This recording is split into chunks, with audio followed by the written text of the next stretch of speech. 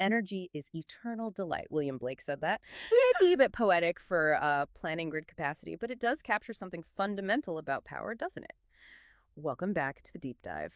You know the drill here. We take the sources you send, articles, research papers, you name it, and we really dig in to pull out what matters most. It's about getting you the key knowledge, fast, tailored for you, whether you're prepping for exams, maybe trying to get your head around a big topic quickly, or, just curious. Today, we're looking at something really central to current affairs: America's plans, the ongoing effort to move away from coal power. Our main source for this is an article from The Pulse. And what we want to do is have a critical discussion, unpack the points it makes, the why, the how much, the roadblocks, the future outlook. This is super relevant, especially if you're focused on exams like the UPSC mains and prelims, but honestly, it's vital information for anyone wanting to understand major global shifts. And here to help us explore what the Pulse article presents is our expert guide, ready to connect the dots. Absolutely. It's definitely a complex picture the article lays out. Lots of moving parts. Let's get into it. Great. So the Pulse article starts wide, right? Setting a global scene for this U.S. shift. What does it say are the main things pushing countries away from fossil fuels generally? Well, the article really zeroes in on concerns about pollution. That's framed as the core driver, this global push towards sustainability, aiming for a low-carbon world. And is there pressure from outside, like international bodies? Oh, definitely. The Pulse highlights that. It suggests significant pressure from international organizations is a major factor, pushing countries, the U.S. included, to speed things up towards cleaner energy. Renewables, basically. Okay. And the article is pretty blunt about coal itself, calls it the dirtiest fossil fuel. How does it justify that label? What impacts does it detail? It throws out some pretty stark numbers. According to the piece, coal is behind 41%. That's a huge slice of global carbon dioxide emissions. 41%. Wow. Yeah. And it adds that coal mines are also a big source of methane, another powerful greenhouse gas, contributing directly to warming. So the environmental case it builds is quite strong. Those figures really hammer home the environmental argument the article is making. Okay, so that sets the stage. Now let's zoom in on the U.S. situation as described in The Pulse. It mentions this deep historical tie to coal. Yes, it uses that phrase, intrinsically connected to U.S. history. And that past reliance, that history, creates the main challenge, doesn't it? How do you balance that history, that dependency, with this need, this push for new, cleaner technologies? Right. It's not just an idea. The article gives actual numbers on planned retirements, citing the U.S. Energy Information Administration, the EIA. What are those near-term figures? So for 2025, the EIA data in the article shows plans to retire 12.3 gigawatts of coal capacity. A gigawatt, just for context, is roughly like one large power plant's capacity. 12.3 GW, that sounds substantial. But the article puts it in context against the previous year, right? Exactly. And that context is key. It points out this 12.3 GW for 2025 is a 65% increase over 2024. In 2024, the figure was 7.5 GW retired. A 65% jump year on year. That does suggest a real pickup in pace based on those EIA projections cited in the article. It certainly seems to signal an acceleration in decommissioning these coal plants. Okay, looking further out then. Beyond 2025, what kind of future does the Pulse article paint for U.S. coal power based on its sources? It brings in projections from the Institute for Energy Economics and Financial Analysis, IEFA. They expect a continued slide in operating coal capacity. The forecast mentions about 115,000 megawatts or 115 gigawatts still running by 2030. And the longer view, is there a sort of endpoint suggested in the article? Yes, the source implies that what's left will likely be retired mostly by 2040. The thinking outlined is that by then, renewables will simply be the main source of power, and the old coal plants, where they'll be technologically behind, economically non-viable. So a phase out over the next, say, 15, 20 years, with renewables stepping in. How does the article talk about relying on those new sources? It's very clear. The whole shift depends heavily on technology improving and on harnessing resources like solar and wind. And it notes international organizations aren't just, talking about it. They're putting money into these renewable technologies too. Does it give any specific examples of this renewable push? It mentions things like a new wind energy project aiming to be the world's biggest. And it talks more generally about game-changer discoveries popping up more often around the world. This reflects, the article suggests, better tech and finding new places suitable for renewables. So the Pulse sees this as a global trend, not just a U.S. thing. Precisely. It frames it as a worldwide movement, which adds to the sense of perhaps inevitability about the U.S. transition it's describing.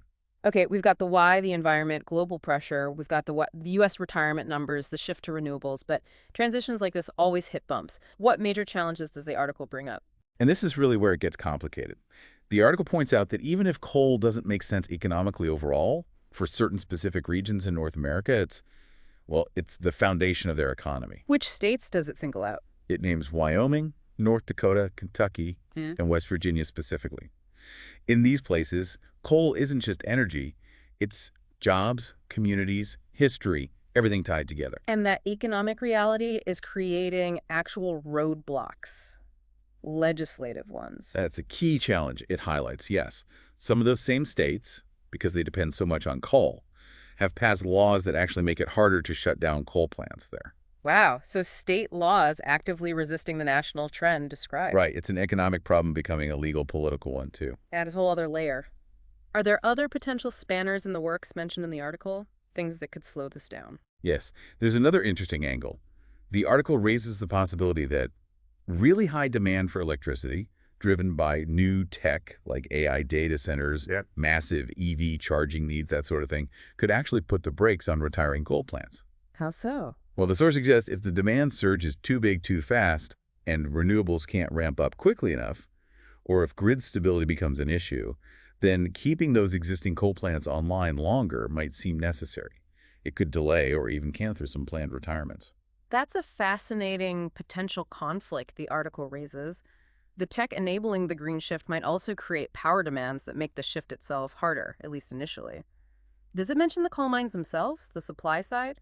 It touches on that briefly. It notes that for the whole transition away from coal power to work long term, you also need to keep retiring the coal-producing sites, like the mines in Wyoming. Right. So it's not just about the power plants, it's the whole chain, including the communities built around extraction. Yeah, it's clearly a complex picture the Pulse presents. Economic anchors, state laws pushing back, even the potential for new tech demand to complicate things. Okay, let's pull this all together then. We've walked through the points in the Pulse article. The global context, the environmental drivers, the specific U.S. plans and numbers, the reliance on renewables, and these really significant challenges. What does this mean for you listening in, especially if you're maybe studying for UPSC exams or just want to be well-informed? Well, for anyone tracking current affairs, especially UPSC aspirants, the details from this article are, I think, quite valuable. The environmental figures, like that 41% CO2 number for coal, that's core material for environmental policy understanding. And the role of international pressure connects to global governance, climate talks, things like that. And those specific U.S. numbers, the 12.3 GW for 2025, the 65% increase, the IEFA projections out to 2030, 2040, they give you concrete data points, right? We're talking about energy security trends, transition planning. They show the scale and speed the article describes. Exactly. And understanding that reliance on solar, wind, the tech investment, that speaks directly to infrastructure development, technology's role, which are key mains topics. But maybe the most critical takeaway, particularly for analysis, is that challenges section. The economic situation in states like Wyoming, Kentucky, Right. and those legislative hurdles they're putting up, that really highlights the clash between, say, national goals and regional economic realities, political factors. That's crucial for analyzing how feasible big policy shifts really are. That comes up a lot in mains. And also remembering that potential curveball, the high-power demand from new tech, possibly slowing things down. It adds that layer of realism, Yeah.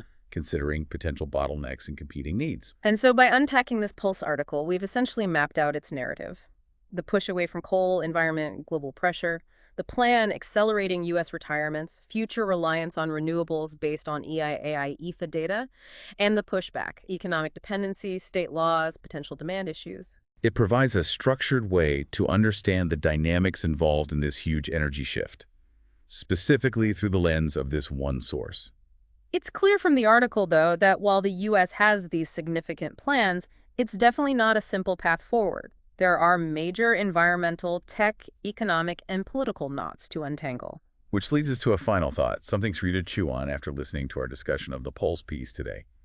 Given that deep economic reliance on coal in places like Wyoming or West Virginia, which the article highlighted, how can these transition plans realistically balance hitting vital environmental targets with ensuring a future that's fair and workable, a just transition for the communities and economies historically tied to coal? That's a really critical question stemming from the realities presented in the article. And that was our deep dive into the Pulse article on America's coal retirement plans.